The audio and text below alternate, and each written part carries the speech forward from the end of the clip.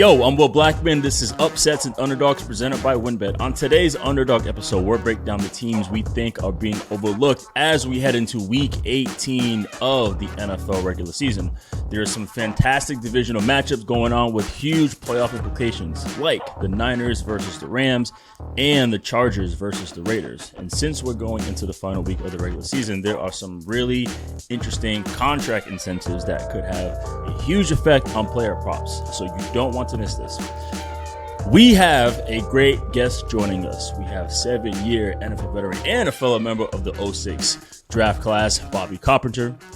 We'll also look ahead to the college football championship matchup between Alabama and Georgia, so stick around.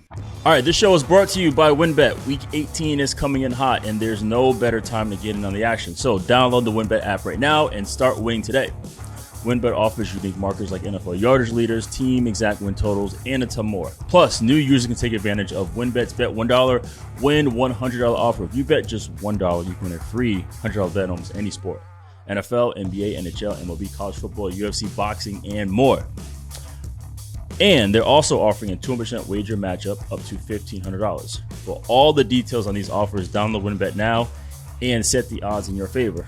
Offer subject to change. Terms and conditions at WynnBET.com. Must be 21 or older and present in the state where WynnBET is available to you. If you or someone you know has a gambling problem, call 1-800-522-4700. And welcome to the show, my dog, Lamb. Nick, you got like 10 names. What's the word? Welcome to the show, Lamb. Man, I'm excited this week, Will. It's one of my favorite weeks, ironically enough, though the season is coming to an end. We got some incentives. We got some teams playing for seasonal milestones. Guys want to get paid, so I'm looking forward to breaking this down with you. That's what's up. No, I'm excited too. It's weird. It's 18 weeks, and it's funny that this long season has actually benefited a lot of teams because otherwise a lot of teams would be out of picture. But since we are talking ball and we have a legend here, we got my dog, Bobby Carpenter. Welcome to the show. What's the deal, man? Not much. Well, it's exciting. Do this 18th week, opening up the 7th team in the playoffs, a lot different than when we were playing. That it makes it a lot more compelling. Just one team getting the bye, so a lot of teams still playing for stuff. So pretty exciting stuff, man. I'm juiced about this Week 18 matchup. No, I'm excited. Actually, first of all, I'm like super stoked to have you on the show because even though we didn't play on the same team or necessarily against each other all the time, I mean, we did a few times, but the fact that we were a part of the same recruiting class in 2002. And also part of the same draft class, and it's such a crazy and small world. Like here we are now, like on the show together. First of all, I look at your 02 recruiting class. That class was insane. So, Lamb, if you don't, first of all, obviously you, Bobby, and AJ, but like Mike DeAndre was like the dude in high school, and then who drafted you? Has Maurice came in there, Claret. Troy Smith, right? Oh yeah, man. It was impressive. And it's interesting you bring that up. Like AJ and I were like the 3rd and 4th ranked linebackers in our class. They had Mike DeAndrea, Stan White, like two big dudes ranked really high nationally. And Troy came in as an athlete and was, the 2nd tier quarterback that we had brought in Justin Zwick, who was, highly touted out of Massillon, Washington, a football factory, football powerhouse. So we had so many, great players that came in, and Maurice Claret, obviously, right. He was the Gatorade Player of the Year. But it was interesting, like running Santonio Holmes, he was kind of more of a you hear this, radar Nick? Guy. Yeah, I mean, like he's Nick Mangold. Nick Mangold. I mean, we ended up having 5 first-round picks in that 2006 draft. And it was impressive. Heisman Trophy winner in Troy, and a lot of the best players in that class weren't the guys that were like the headline dudes at the top. Right. That's what's up, man. So before we get into football, I always ask every single guest, what is one point in your career where you felt like an underdog? You felt most like an underdog and you overcame it. Oh, goodness. I would say as a team, probably the greatest, one of the biggest upsets you're going to have in college football was the 02 National Championship. We were 13.5-point dogs, I think, to Miami. And I had a friend who was, out of college at the time. He liked to throw some cash on. I mean, I think he won like $10,000 on us. That's wild. He goes, I know your defense was really good. He's like, I put like a decent chunk on the point, taking the points. And he goes, I put like the other half on the money line. He's like, because if you guys are going to get the points, he's like, I figured if it was going to be that close, you guys got a great chance to win it. So, anytime you're playing a team, and you talk about players, Willis McGahee, Andre Johnson, Vince Wilfork. Right. They had 17 first-round picks alone on that team. I mean, my goodness. They had dudes, Sean Taylor, guys all over the place, Buchanan, guys like at every level. And it's been awesome getting to know some of these guys. DJ Williams as well. I mean, just so many dudes like all over the place. And so they were supposed to come in and just march all over us. And, frankly, they were a better team. And, I talked to Jonathan Vilma about that. He goes, we were better. He goes, you guys were better coached and you were better prepared. We were obviously more talented. I'm like, I would never, ever disagree with that. If you look at all the guys they had, they were really stinking good, but I'm not kidding you. Well, they ran like we're preparing for them on defense and we look at their cut-ups and I'm like, this isn't all they run. And they're like, oh yeah, they run like 4 or 5 quick game routes. It super like simple, man. All American, lead weak, power strong. And like, it's tough when you're getting like 7 yards a carry and you can throw it to Andre Johnson just on a 9 route or on a post. They've got Ethnic Sands on a cross. Oh, by the way, they had Kellen Winslow as their tight end. I mean, like everything they had was always open. So like they didn't need a whole lot of plays. And so we were able to go in there. We had obviously a very talented defense and kind of slow those guys down. And I don't think they'd ever been in a game in 2 years. So yeah, that was, I would say, the biggest time you feel like an underdog where the world's against you and you listen for 6 weeks just how you're trash and you're not going to be able to do it and able to come in there as a team and get that win. That's what's up. So before we get to the game, you are the host of Carp's Corner. Please tell us and the fans about that show. What can we expect when we tune in? Oh, goodness, man. I mean, we got a lot of stuff, some Baker Mayfield stuff. He's sitting out of the game, talking about potentially, what do they do next year? They already gave him his extension.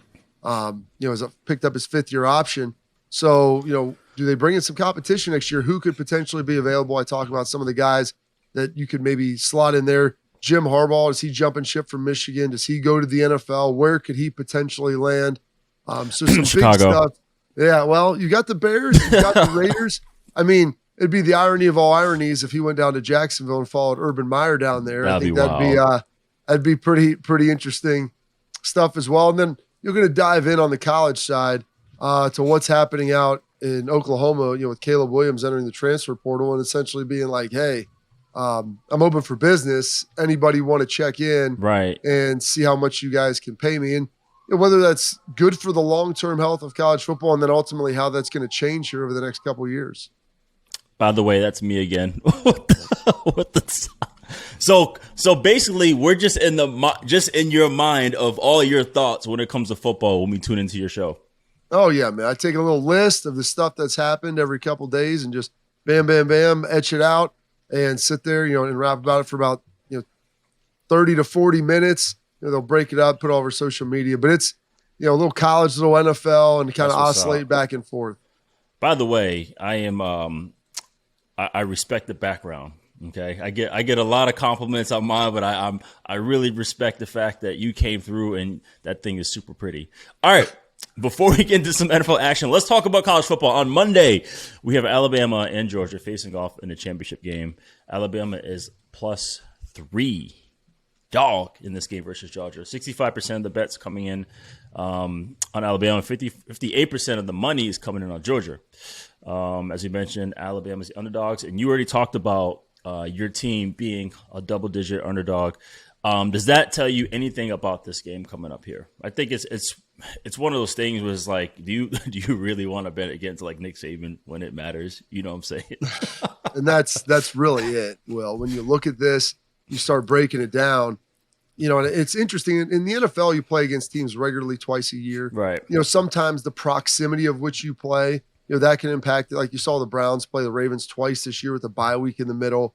I think in Dallas in 2009, we played Philly the last game of the season, then played them back-to-back in the playoffs. And so, when you play in close proximity like that, like you're going to get with Bama and Georgia, really only one game of film in between, sometimes you begin to wonder and try to figure out like, hey, what are they going to do? How is this going to look?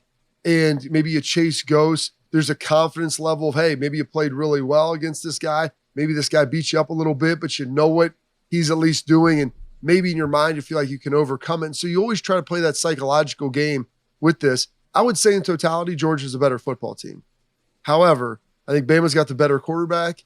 And, even without Mechie, I think their receiving core is really good. And I asked this question all year, and Georgia fans hated on me for it. Well, I'm putting this out. I'm like, if you can get, it was a big if. Yeah. If it's a big if, but I'm like, if you can protect and see what that Georgia secondary is like. Because I started talking to some NFL scouts and other coaches, and they're like, their secondary is good, but they're not, this isn't like unworld no-fly zone. They get protected a lot by the fact that you have like 2.5 seconds to throw the football. And so you can't get to that second, third, fourth receiver and extend plays. Well, Bama and with Nick, I mean, he's a Bill Belichick disciple.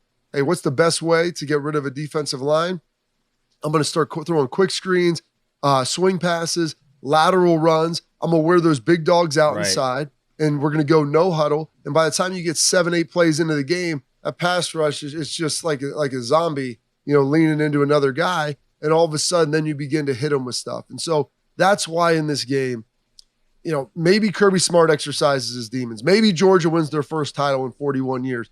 But I'm not going to risk, my soft earned dollars to throw behind that. I would throw them behind Nick Saban, somebody who I've watched get it done in big game after big game, year after year.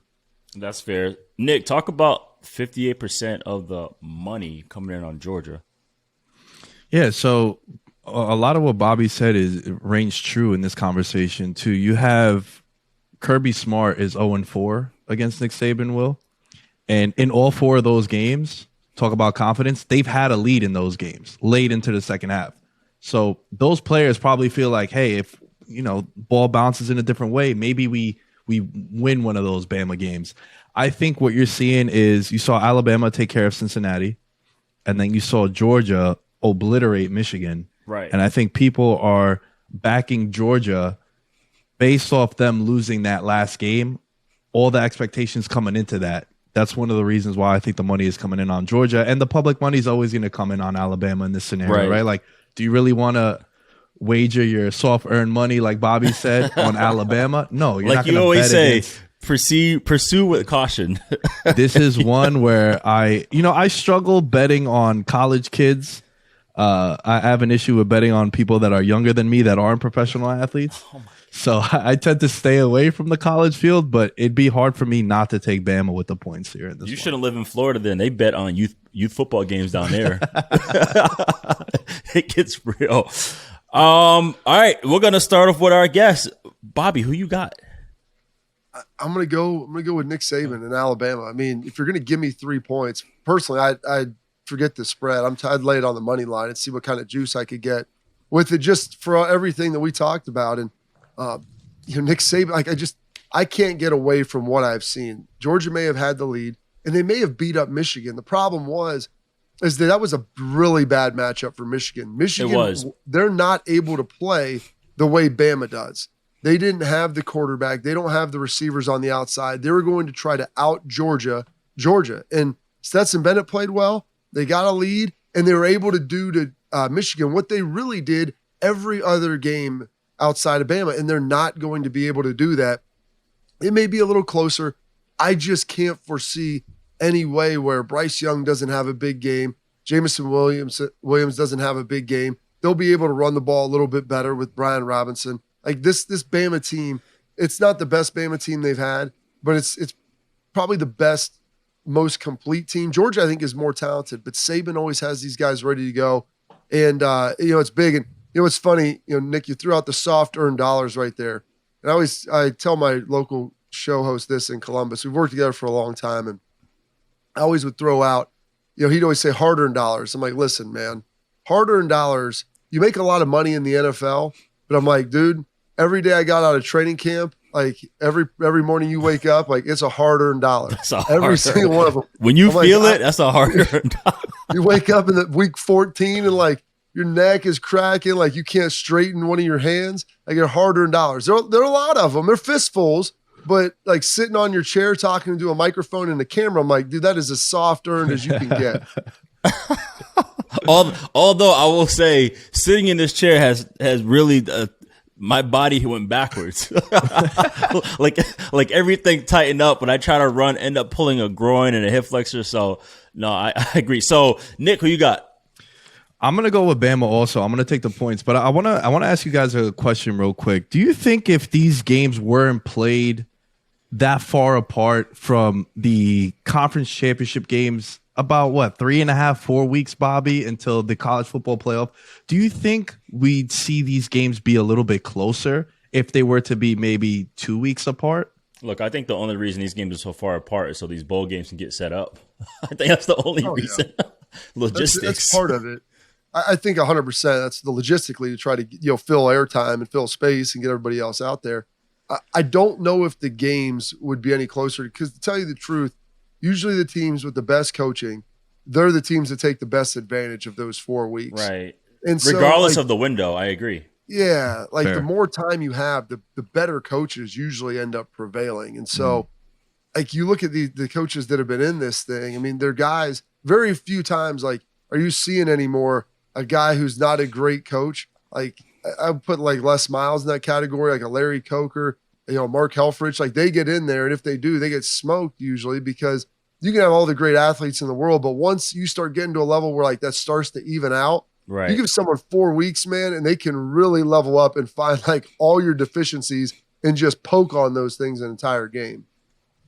No, I agree with that, no doubt. That's why when I looked at the the Alabama versus Cincinnati, I'm like, if it was a week, it would be dangerous for Cincinnati. But now you're giving Nick Saban enough time to just number one, get his guys rested. That's the first issue. Number two, obviously prepare against you. All right, enough college football. Let's get into the NFL. This is our segment, Bobby. We call it Top Dogs. This is where we're going to highlight the Week 18 underdogs that we feel are most undervalued and have the best chance to win you some soft earned cash. But before we do, Lan, what is it you want to tell us about Week 18?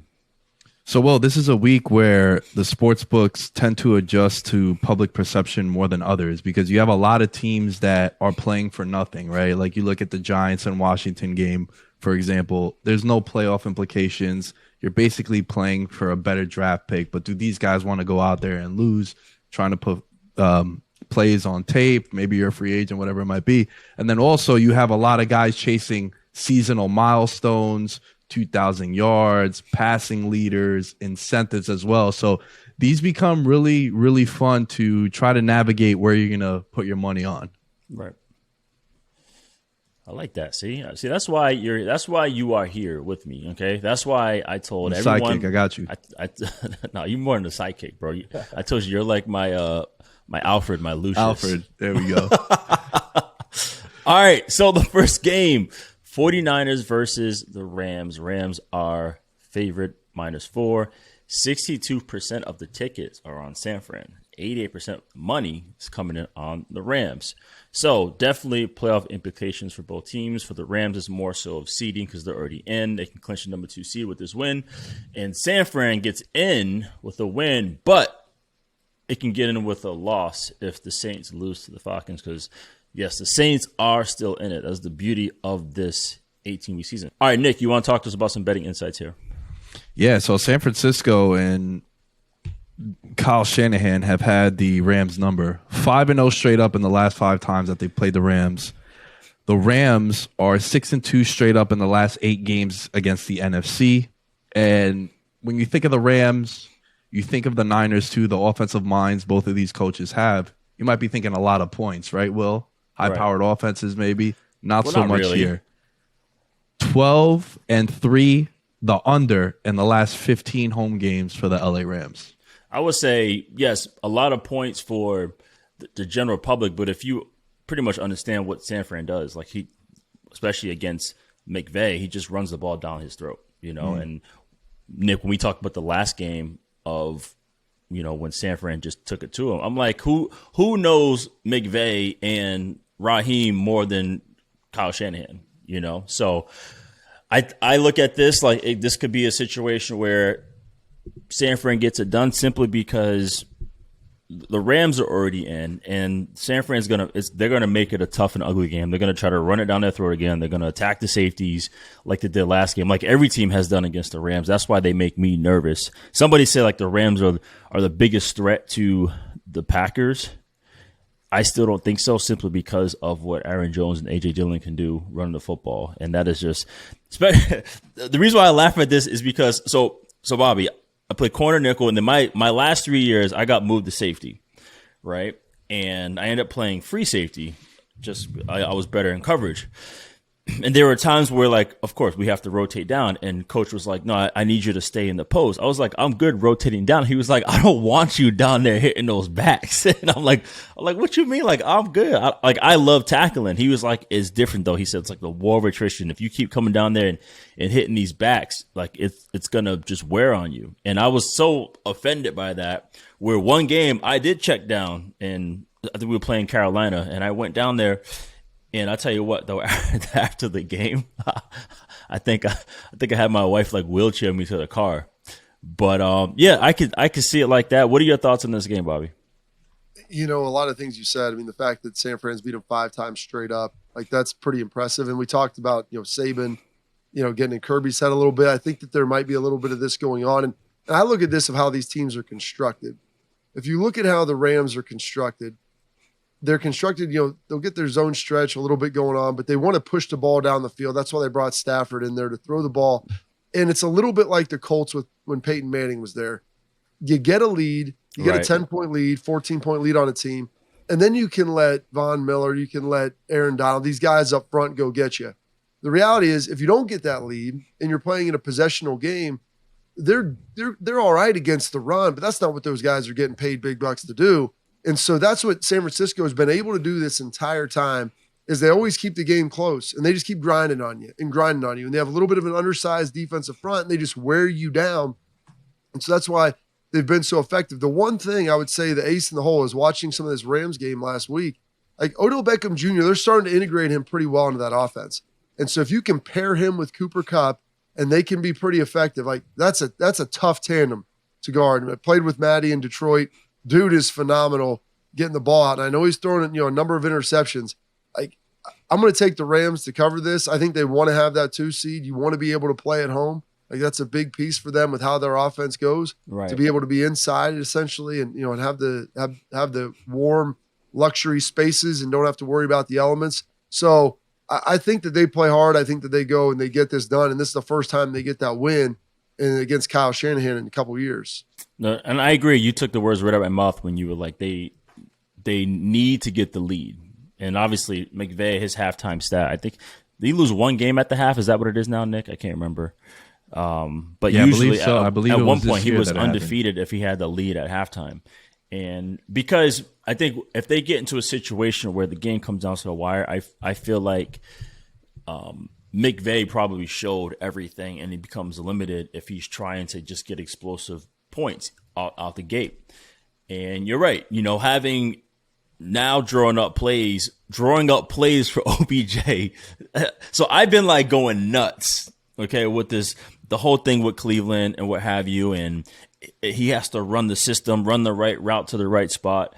It's like, guys, if you have a certain player, you draw up plays for him. If you have an elite receiver, you draw up plays. Like, they're the type of guys you have to feed. You have to get them the ball for them to get hot and get warmed up. So it was interesting because after the game, OBJ was like, man, it's cool. They had a couple plays drawn up for me, and I didn't know which one was going to get activated. And they were all like touchdown plays. Yeah, I mean, this is a hard one too, because it could really go either way.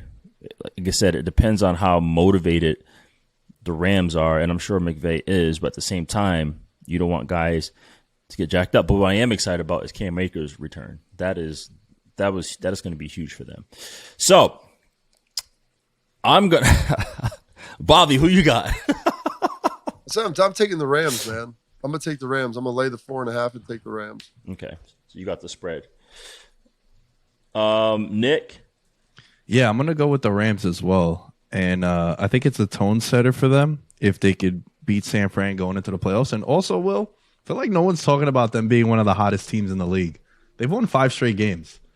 And I think it's looked pretty bad with Stafford throwing some pick sixes. That's the only reason why they're saying that. That's the only reason is because of Stafford. That's it. Yeah, he leads the NFL in pick sixes. He's thrown 4 of them.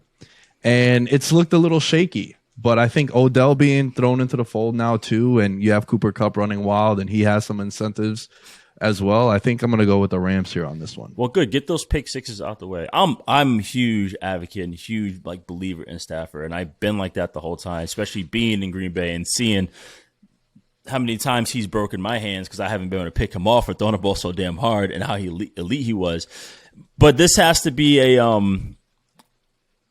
this should be a statement game for them, for the Rams. Yeah, gosh.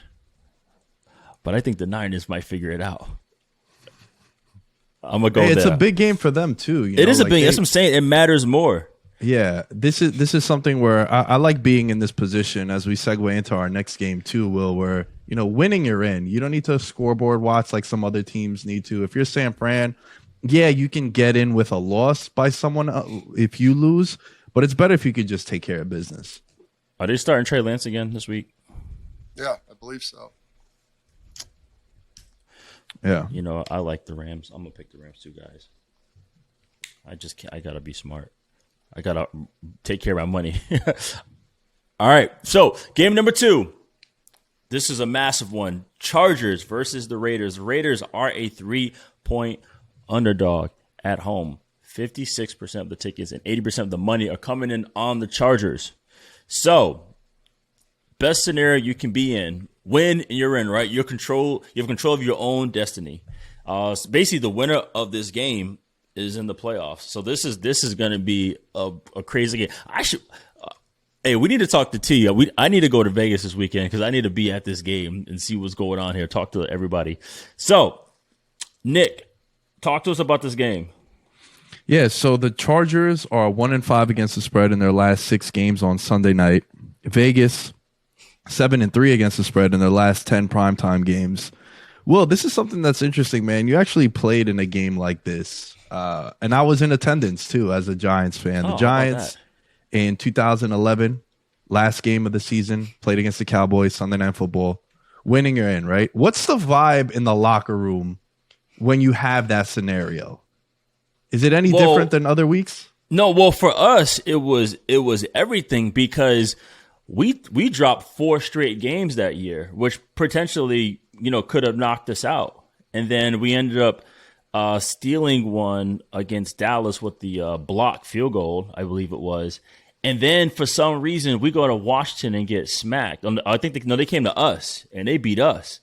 And then we end up beating the Jets, and then it came down to okay, let's get this done. So I just think we were just so excited to have a chance. And that's kind of how it reminds me of with Raiders, especially everything they have gone through to still be in a position to control their own destiny. I was on record early this week, Bobby, and I was saying that based on my experience of just me looking from the outside in, looking at the Raiders, you have to have a resilient coaching staff to continue to inspire and motivate these players, and you have to have a strong leader at the helm at quarterback. And I'm based on what I'm seeing right now, I know a lot of people disagree, but Derek Carr has to be probably one of or the greatest leader right now in the NFL because of what's going on in Vegas.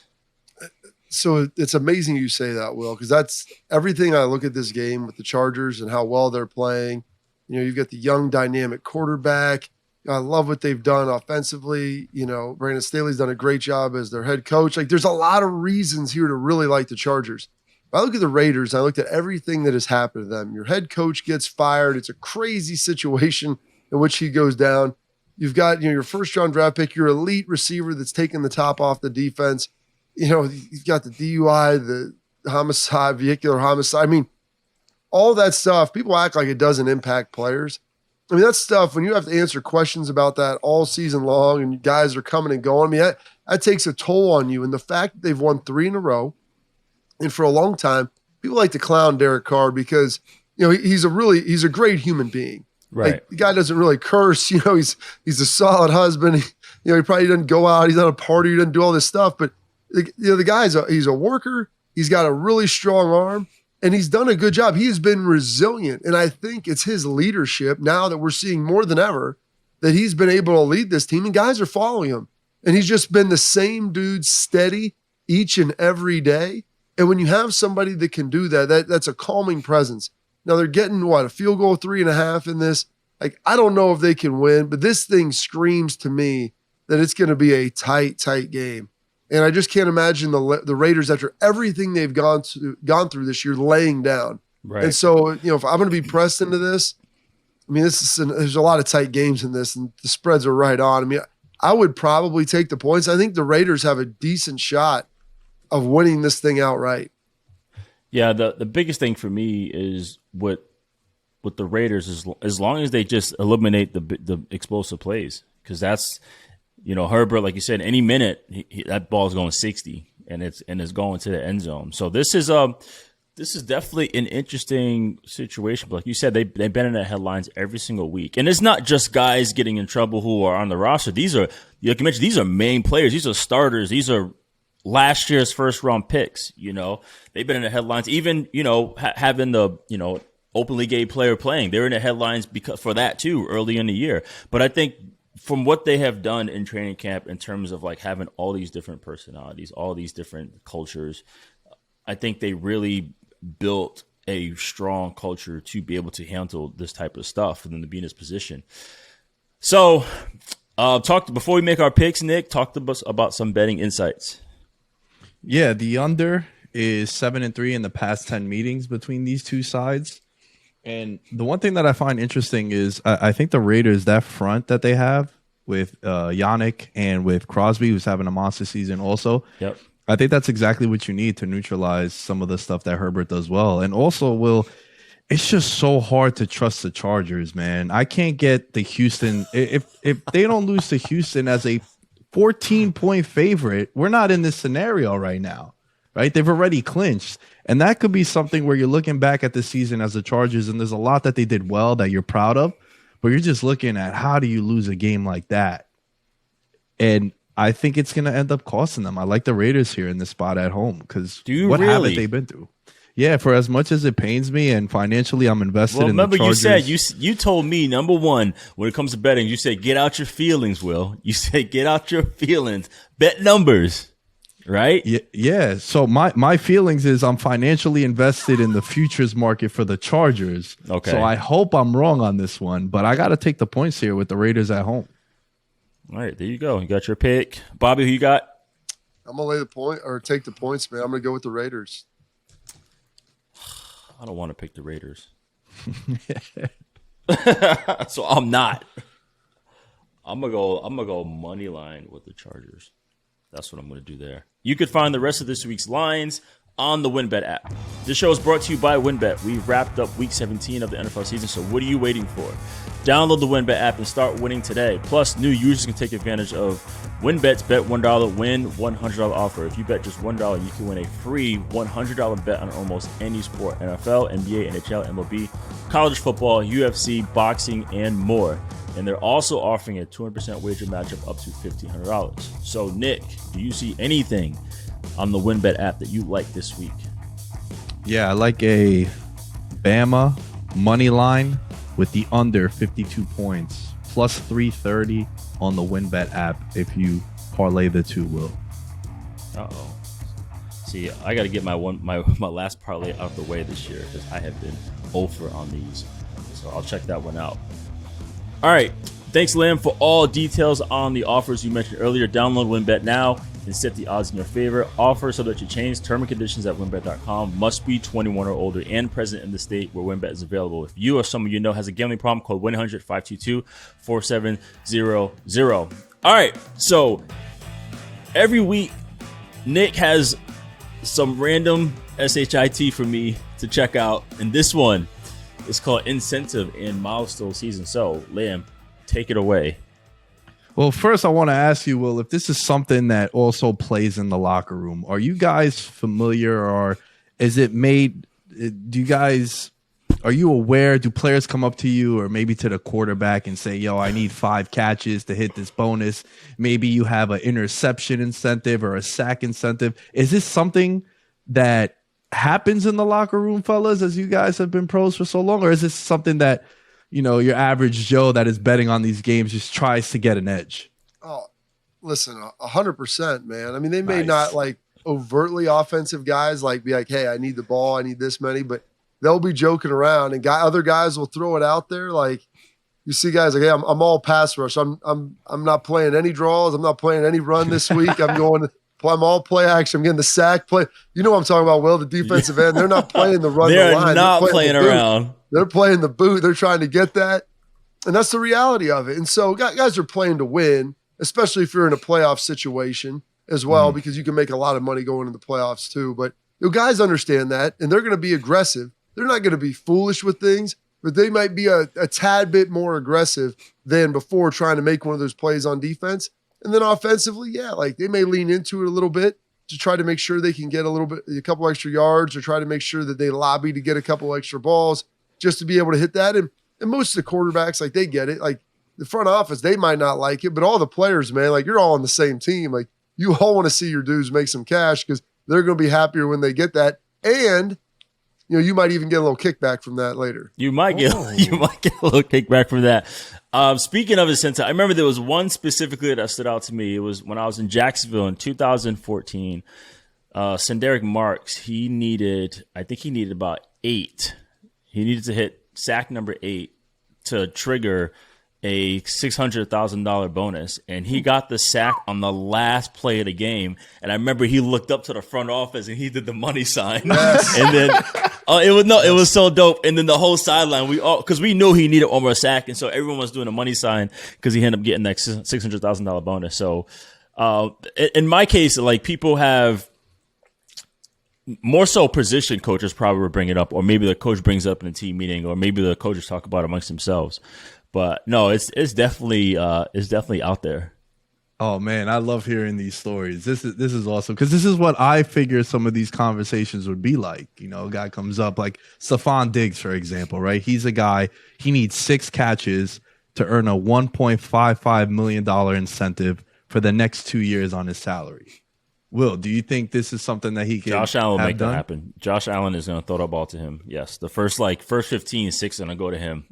And it's going to be all quick game. Josh is that kind of dude, and they have that kind of relationship. The next one is you always want to take care of your guy. If you're a quarterback, you got a chance to take care of your receiver. Stephon Diggs is in Buffalo with you. Will and I were playing, there's a long time that dudes didn't want to go to Buffalo anymore. And so if you're Josh Allen, you got Stephon Diggs there, you're doing everything you can to keep him there and make him happy. And even outside of money, guys start getting close to records. We start talking about Cooper Kupp and some different things. DeMarcus Ware in Dallas, you brought that up, and I'd completely forgotten about this. I forget how many sacks he had, but he was approaching some milestone, getting close to 20 or 17, whatever. And he looked at me, and he'd always, we're out there playing the nickel together. And they'd always chip. Everybody's hanging a tight end. They're chipping backs. And he's like, play aggressive. He's like, get that chip off of me in a hurry. So I'm in coverage. I'm leaning on my dude to make sure that they aren't double teaming down on him. It's putting my ass out there a little bit too. But he's your dude, and you want to see your teammates have success. Yeah, you mentioned Cooper Kupp, Bobby. He needs 12 catches to break the single season record held by Michael Thomas. Do you think that happens, Bobby? It's a lot. That's a lot of catches in a game. That's a lot of catches. He'll probably get 12 targets. I don't know about 12 catches. It's the one thing I will say that he's going for him, because he was on my fantasy team, and his average, he had a good game, not a great game. I needed a big time game out of him to get it done for the championship last week. But all this stuff went to Odell Beckham Jr. So I think that the threat, the last couple games of him playing big, people might start leaning a little bit more towards OBJ, and that might open up Cooper Kupp a little bit more, where he had been the focal point of that offense for so long. That's a good point. Well, what about you? I don't know, because I don't think I think only once he had more than 12 catches, or even 12 catches. I think just one time this year. So I don't think it happens. So the last time they played the Niners, if this helps a little bit, fellas, 11 for 122 he posted. Ooh. So it's 11, going to come not close. 12. 11, not 12. You're right. Gronk needs 7 receptions to earn $500,000. You were talking about Diggs. That's Josh Allen's guy. I mean, Will, is there anybody that's more of a Brady guy than Gronk right now? Not really, and also too, they don't have anybody else that's really healthy outside of their tight end, so I can see this being a strong possibility. Yeah, I mean, I think if there's a guy with their relationship and connection who's going to throw it to him, it's going to be Tom. And so, you just look at how depleted, like Will said, their weapons are. I mean, you had AB walking off the field. I know this. You can't ever earn a bonus if you're not in pads. So, unfortunately, like Gronk's going to be the guy. He'll probably be getting a lot of coverage, but that's never stopped Brady from throwing it to him before because he's just so big. He can body you. And the last one here that has some incentive base that I want to mention, Will, is AJ Green needs 75 yards to earn $250,000 in his incentive. What do you think about that one? That might be a touchdown pass.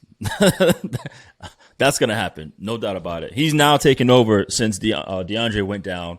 And he has shown, last week he had a really cool double move versus Trayvon Diggs that ended up going for a long gain. So he's kind of like he's kind of reborn. First of all, it's really cool to see that because at one point Adrian Green was on top of that list when you have like Julio, Calvin, AB. Yep.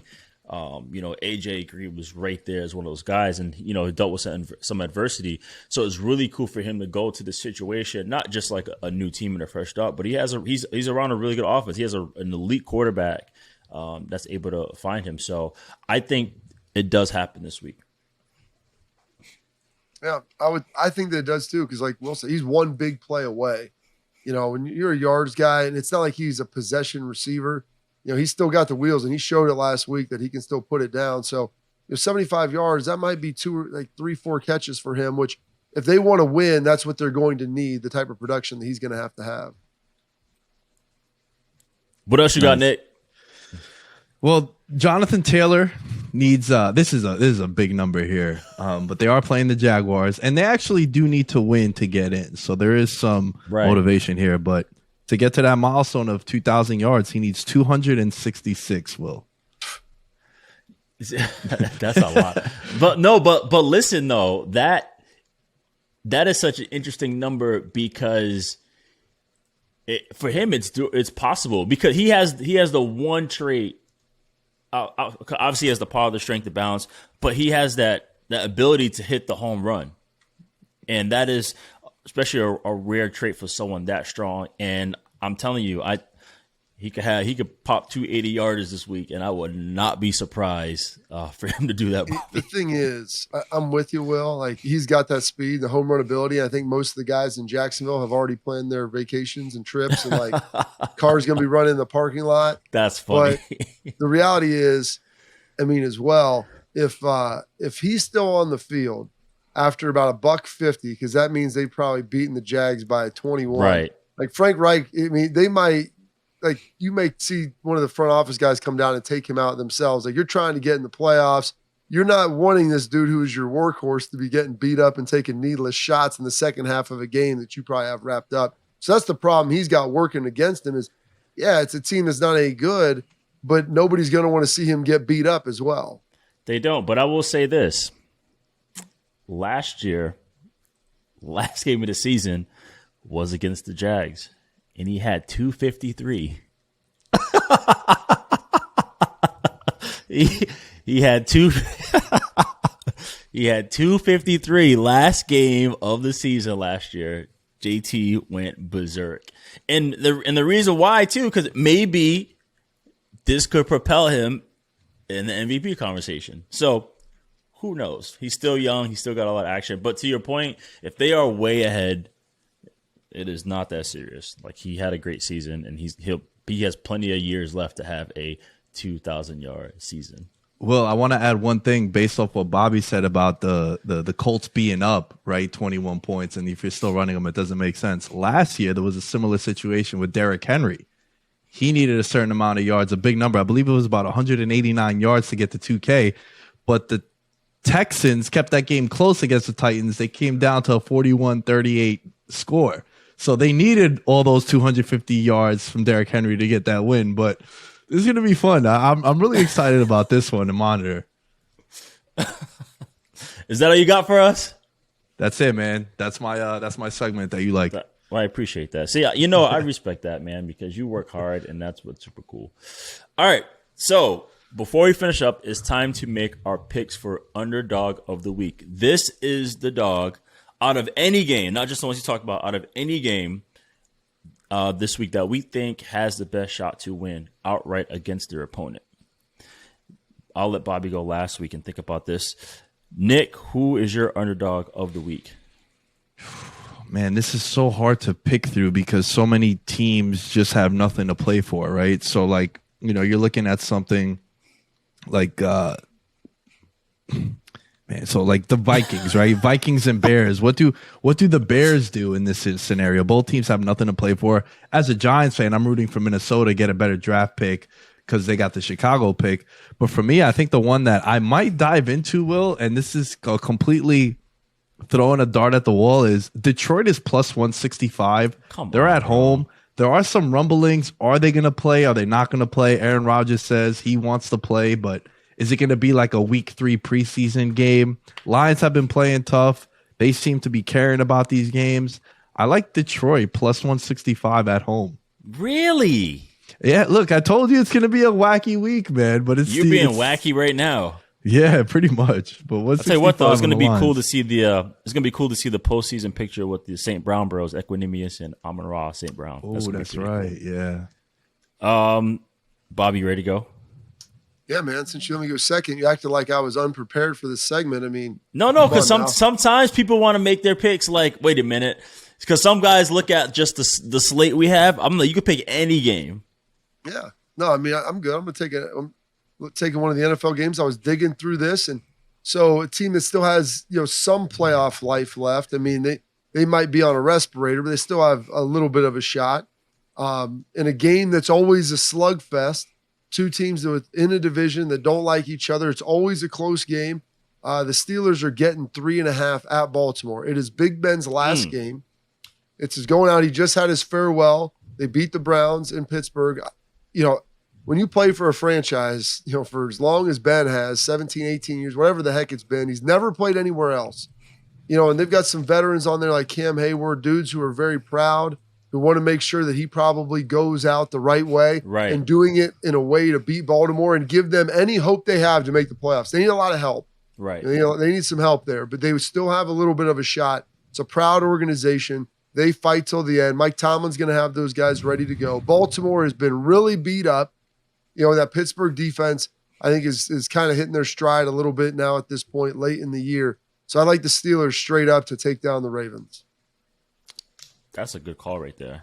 Plus again, Mike Tomlin. On that one. What'd you say? Plus 195 on that one on the WynnBET app.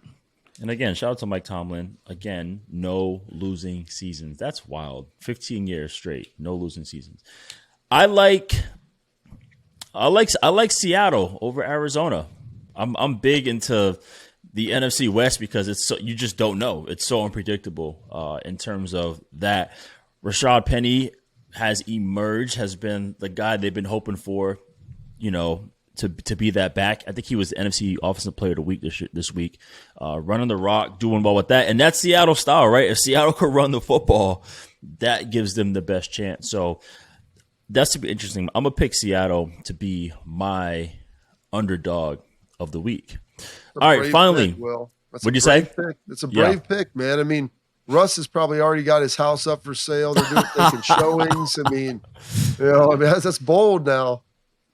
Hey, see, it's a division situation, and plus Seattle has nothing else to play for after this. So this is their last game, and I think they're going to try to do some kind of statement, mess up whatever Arizona has, or just try to do something in that regard. So that's me, man. I'm going with the Seahawks. All right, finally, we're going to make our favorite pick of the week. This is the team out of any team playing that we think is the biggest lock to cover. So, because since my dog is prepared, Bobby, take it away. Let's do it. Yeah, I know Nick likes the Lions, man, straight up. I'm going to tell you this, dude. Aaron Rodgers is the biggest troll in the world. He's going to go out there and just to make sure that everybody sees how good he is, he might try to throw 4 touchdown passes against the Lions to try to separate himself in the MVP voting. They've been on this Green Bay offense, man. They can run it, they can throw it, they can do just about everything. And the Lions, they played hard for Dan Campbell, man. I know Dan, he's great. That team plays inspired football. They've done a great job all year with it. But I mean, 2.5 points, I believe, 3 points sitting there. I mean, I can't imagine Green Bay not being able to score 31 in this game. And I don't know if the Lions are capable of scoring 31 points, regardless of who they're playing. Did you play with Coach Campbell? Dan left. He left Dallas the year I got there. He was up in Detroit, played against him, but he would come back, Will, and you know how this goes. Like, he'd come back in the offseason. He was from A&M, went to A&M. And so he was always hanging around Wynn. So I never played with Dan, but got a chance to know him over 3-4 years pretty well, man. He's a great dude. And it's not surprising these guys are still playing for him. He's honest. He's fair to him. He's a former player. Like, he gets it. And so they're going to play hard. I just don't think they have the firepower. But that's all you ask as a player. Just be straight up, man, and we're good. Nick, who you got? I'm going to go with the Rams, -4. I like it, just to the point. We already said what you had to say earlier. Yep. I'm going to go my favorite lock to cover. I'm going to pick the Dolphins. I think Miami keeps this close against New England. I think the Dolphins have enough defense, and lately, offensively, they've been doing well. So I'm going to pick the Dolphins to be my favorite to cover. What do you think about that, Nick? Interesting, because I feel like the Patriots still have an outside chance. If I know it's a hard task because Buffalo's favored by 2 scores, but in the event that Buffalo drops it to the Jets, who they've kind of been playing well, Zach Wilson since he came back from the injury, but I think New England does struggle in South Beach, so you do have that wrinkle. Yes. See, I'm pursuing with caution. All right, let's recap our picks. I like the Rams. Chargers, my underdog of the Seahawks, and my favorite, the Dolphins. Nick has Rams, Raiders. Lions is his underdog, and his favorite is the Rams. And Bobby, Rams, Raiders, underdog, Steelers. I like that one, the Steelers one. I need to look at that. And your favorite, Packers. They should just beat them down. All right, that's it for today's show. Next episode, we will recap how Week 18 went down and see how our picks turned out. Bobby, anything you want to promote, please go for it. Oh, man, just make sure you hit up Carp's Corner. We'll dig into all this stuff, get in the college football playoff championship game, preview that, coming up this week as well. And then we'll break all that stuff down next weekend as we get close to Black Monday, where about 5 or 6 staffs in the NFL are going to get whacked and lose their jobs. So I'm sure there'll be lots to get into that next week and try to figure out how that coaching carousel spins and who the hot new candidates could potentially be. And where can they find you on social media? You can find me at BCarp3 on Twitter, and then Bobby Carpenter III on Instagram. All right, man. Bobby, it's been a pleasure, man. Thank you so much for coming on the show. I really, really appreciate it, man. I love bringing former players, man, and I think you do a phenomenal job, not just like in the studio, but calling games. Like, for me, I got to give my call to I caught a New Mexico game this year, and I'm like, dude, this is like legit. Because all I do is watch film anyway, so it's like I might as well just go out there and talk about it. So I appreciate you, man. You can follow. No problem, man. You can find me at Will Blackmon everywhere. Nick, where can they find you? Nick Day is 10 on all social media. And as always, do not forget to subscribe, throw us a rating and review, and tell your friends. We will catch you next time. Peace out.